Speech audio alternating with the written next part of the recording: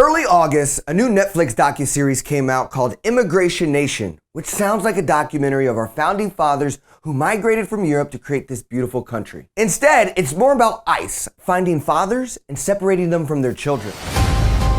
I'm a dad. Nobody wants to see children hurt. My dad, he had a work permit, a license. I mean, for God's sake, this guy's even paying taxes.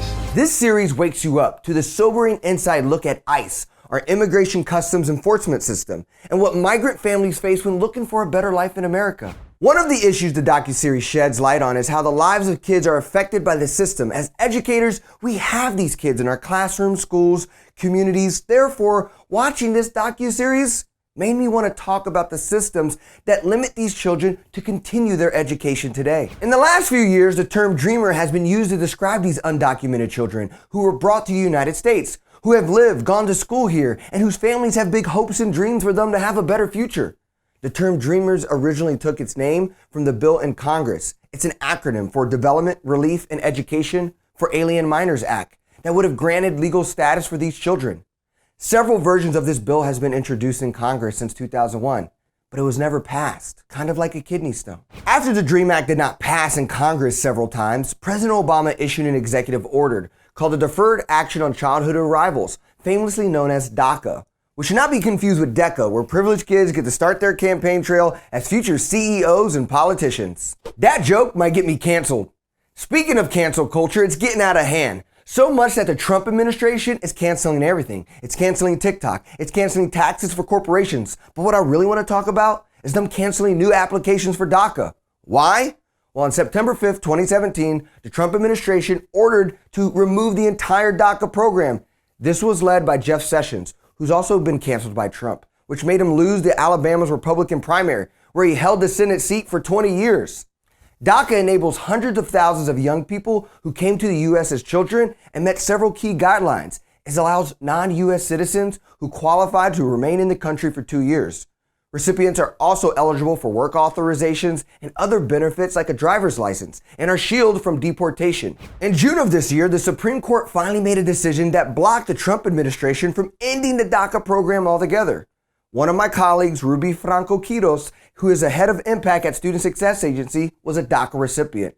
I Zoomed with Rubi to get her thoughts and personal story about DACA. But I would say to have DACA initially, it was a huge relief for me. I worked all throughout college with DACA. I was able to get like my car and my parents' cars under my name through DACA. I could drive. I had an ID. I could show an actual license. And then there were also, the downfalls. Like my license said I had no legal status on it. So if I were to get pulled over, that was immediately what went to my head was like this officer, whoever they are, is going to know right off the bat who I am and that I'm undocumented. Since the Trump administration could not cancel the DACA program altogether, they decided to just block new applications. Rubi shared how this impacted her family. Since the announcement of the rescission of the program, USCIS has been following by the T anything that the Trump administration has been putting out. So since Jeff Sessions, announced that DACA was going to be rescinded, there have been no new applications. So students have been without DACA, or students that could have been applying for DACA, let's say were 13, 14, right around that time, and then turned 15, they have not been able to apply for the program like the rest of us that could apply the moment we turned 15.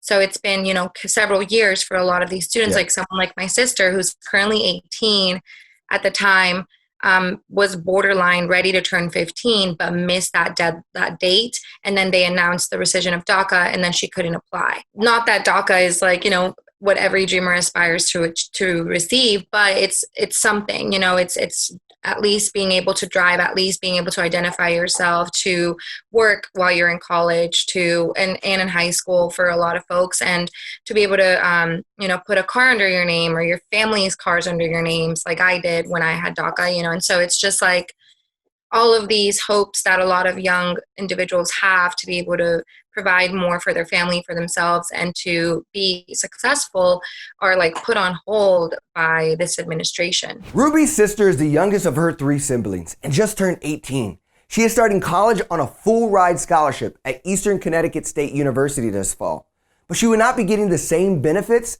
as her older siblings. My name is Nayeli Franco Quiroz.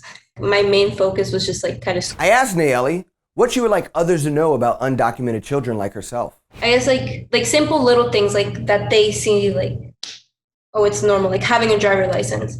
Because I know like till this day I'm like asked like, oh, do you have your driver license when I drive sometimes, because I do have to drive sometimes. So obviously I drive like without a license, but sometimes they're like, oh, you're driving, like, so like when you get your like driver's license, and I'm like, I can't. Like it's not possible for me to have a driver's like license. It's little things like that they have, like a job that they find like, oh, okay, I have a job, like that's cool, you know. And it's simple things like that they have in their daily lives that we don't. And yeah, like I know like in school, when school started, when they were like, oh, I work after school, or like I take my car to school, and I'm like, oh, that's nice. Because I would have to take the bus, or I would have to walk, and obviously I can't work. So it's just a bit frustrating sometimes, like little things that like they take for granted, I guess, sometimes, and that we can't have and we wish we could have, but we don't. After I spoke with Nayeli, I asked Rubi how she felt about her sister's situation. I think I worry most about how she's feeling and interpreting everything, and what opportunities will open up to her.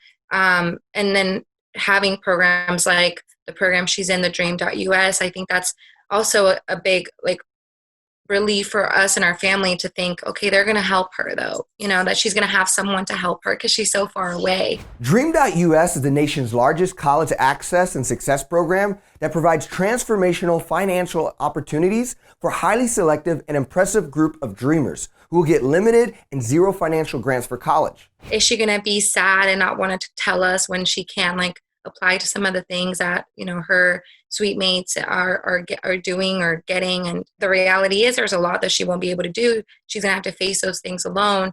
I know it's going to make her stronger, and I have no doubt she's going to get through it, but I just hate that she has to go through it at all. I would recommend for people to be more involved and aware of that, especially if they're in education, to understand what their students are going through. And sometimes it's not that a student can't go on a field trip because their parents can't afford to pay for it, but rather because their parents are terrified of letting their kids go somewhere else without them being there to protect them. It could be because that student's undocumented. It could be because, you know, the parents are their visas are about to expire, anything like that. Sometimes students in these situations have to think through and mature at a faster rate, because you have to think through all of these things of, will this put my family in danger? And that's also why so many kids don't have DACA willingly, because they didn't want to put their family's information into the system. Lawyers for DACA applications are preparing to ask judges to force the administration to again and accept new applications. This will be difficult, as the DACA program is an executive order rather than a bill that was written into law. Obama didn't make DACA because it just came out of the bottom of his heart, like, I should help these dreamers, which I was taught to think that way, you know, when I first had my DACA, but then realizing, no, like, dreamers sat in on his re-election campaigns and shut him down until he was willing to meet with the leaders of the movement to build something, you know. And so instead of getting something that went through Congress, like people thought we were going to get, he put in this executive order, you know. And so having this executive order doesn't mean anything. Like, we see it now with Trump, you know, they're trying to get rid of it. And so it was not, the protections were always temporary. They were never meant to be permanent. And I think that's when you realize, like, oh, why am I being taught to believe that this is all like being gifted to me? Like, this was a way to keep us silent for some time and to keep us, like, you know, just like tamed, I guess, or just like, oh, here's a way for y'all to have something that will like satisfy you for now, and it gives you some sort of protection, but it's not guaranteed. You know, there's so many even restrictions with it. It's so costly. They're still making money off of us. Like, it was a temporary economic boost, you know, and it was a way to keep us silent. Trump claimed at a new briefing in July that he's going to work with a lot of people on DACA, but he didn't provide any additional details. We'll see what happens. Thank you for joining me on This Week in Education.